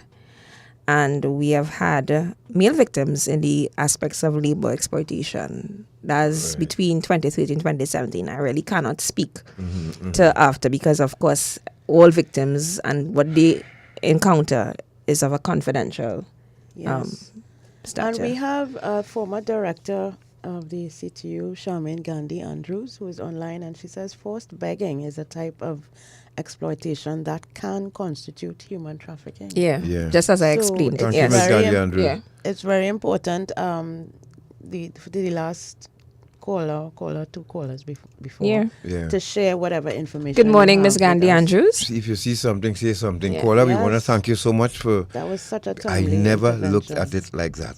Thank you. And anything right under my nose every time we pass there. Wow. Hello, good morning. It's right by Movie Town. The traffic light to go to go into the Go Martin, to go down sometimes to the foreshore. on the foreshore side and sometimes on the... Good morning.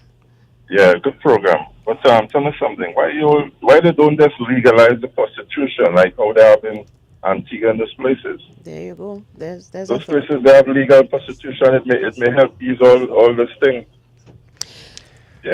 So even in legalizing prostitution, caller, you should be advised that people still exploit prostitution. So in the trafficking world, we have had instances where we have had prostitutes who deem themselves prostitutes, and persons exploit their prostitution. And if you look at the Act, there's also provisions for that within our statute. Okay. So even in the aspect of legalizing prostitution by itself, it still does not defunk the fact that a prostitute can be trafficked. Can be trafficked, right. If you're just joining us, you're listening to Dependency, and you missed quite a lot. But to get a rebroadcast of this, you can join our Facebook page or YouTube channel afterwards. Look for EYEON Dependency, and you can get a rerun of the program. Hello, good morning. Pleasant morning to the host guard and to the Trinidad and Tobago Police Service. Good morning. We have Corporal Marshall here, not the entire and police Corporal Marshall. Look, I have two pertinent questions. And the first one, in terms of surveillance and detection, is it high or low? And the second question, how do we treat with the rich and powerful in regards to human trafficking? I'll listen off air. Thank you. Let's take another one, and you write down the question, right? So, hello. It would be interesting to know who is referring to exactly. Hello, good morning. Good morning to the St. Clair's. Morning. Good morning, Corporal Marshall. Good morning, sir. Corporal Marshall, I want to congratulate you on the steadfast and thorough way that you went about with your investigations into bringing that scoundrel to justice. Thank you, sir. God, yes, sir. each one's entitled to their own opinion, but legalizing prostitution will just increase human trafficking. That's making sense. And Corporal, I hope that those are the members of your squad.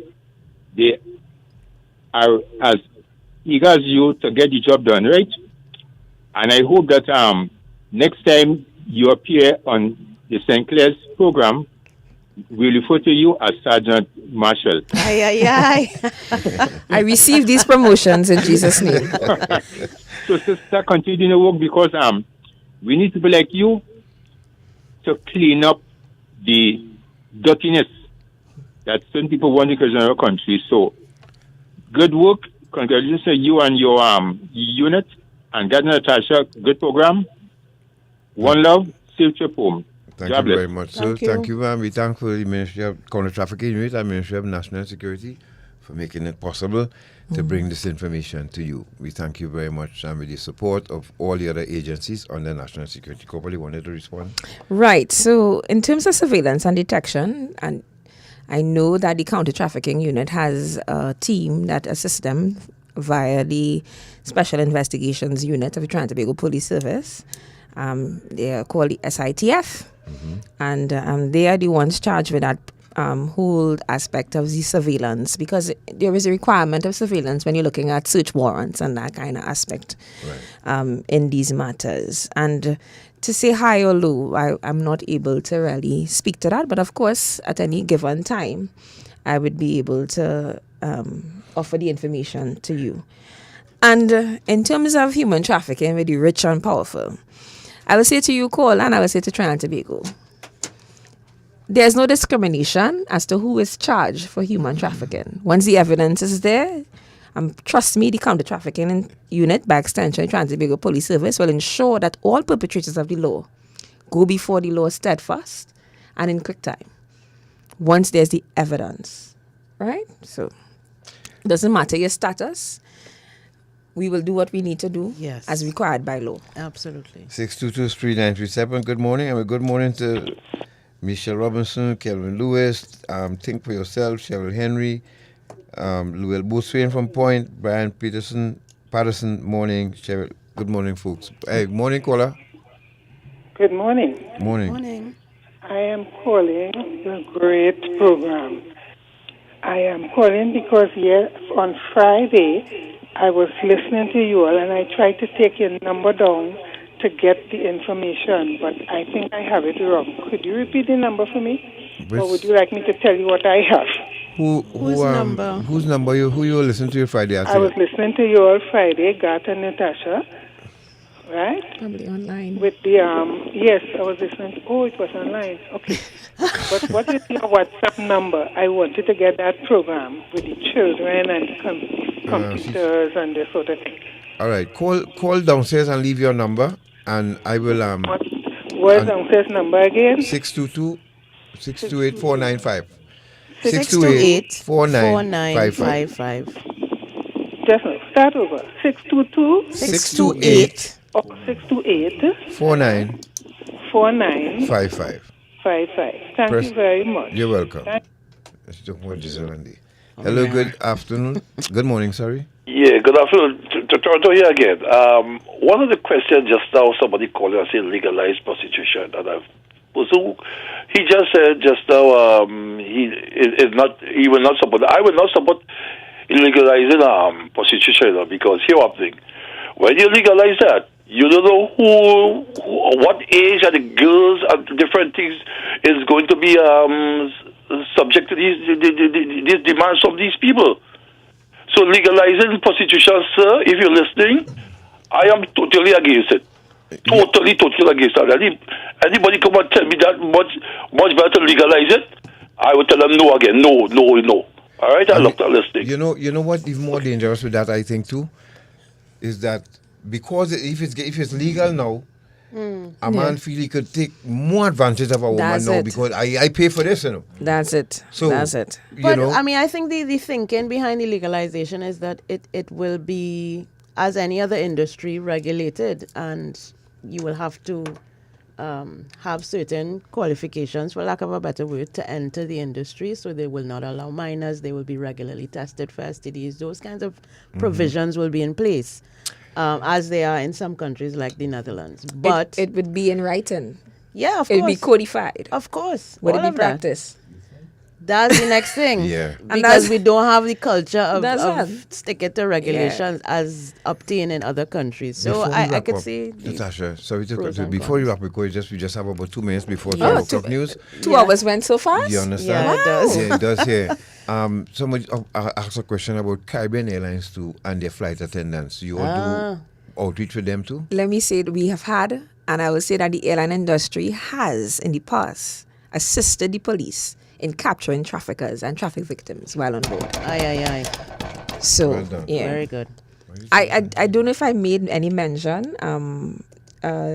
Of course, it would be amiss of me not to mention the 2 state councils who assisted, not assisted, but worked this matter, and Mr. Brandon Suku and Mr. Dylan Martin. Fantastic. We always speak about the office of the DPP and their state councils and the lack, but I will say, gentlemen, you all were outstanding, and you all were very instrumental in bringing this matter to justice, as I or anybody else who worked on the matter. Yes, I say good morning to Mr. Harry Boris, folks. You can join him here on a Monday, I think. Gary, yes, he has a program 6:30 to 7:30 p.m. He deals with these issues as well. So please, spend some time listening to Harvey. Pass the baton. Yes, Voice of the People, and then he has the hot seat on Synergy 2 on a Tuesday. So, folks, we trying our best to spread these words around. Corporal Marshall, we want to thank you so much. Yes, of course. For a job well done. Thank you. For representing Trinidad and Tobago and the Trinidad and Tobago Police Service, even the U.S. Embassy and all express their, that they're encouraged. They're encouraged by what we did. Yes. And that for me is important. Yes. That for me is important. So we have until next year, March, until the next report is released. So I thank you, Trinidad and Tobago, for listening. Again, I want to say special good morning to my family, my close friends, Ms. De Silva, her family, Mr. Trotman, and everybody else. Good morning, and thank you very much for this opportunity to really spread the word, because, it's important for us to really make the public aware of what is human trafficking. Yes. And we thank you once again. Congratulations. Thank you. And again, when we have you in studio here, we hope it will be Sergeant or Inspector Marshall. Of course. All right? Thank you. Folks, thank you so much for joining us this morning. All of you who sent your messages. Remember, Corporal, if we can ask, if you can we have some questions still unanswered on Facebook. So when you have the time, probably could go back to it, or even the communications unit of the TTPS can go back and answer 1 or 2 of the very important questions. Yes. That were posed, people asked on Facebook and YouTube this morning. All right, I'll be guided by Ms. Archie and her team, yes. All right? Yes. So thank you, folks, once All again. right. Natasha, thank you. Thank you again, Corporal.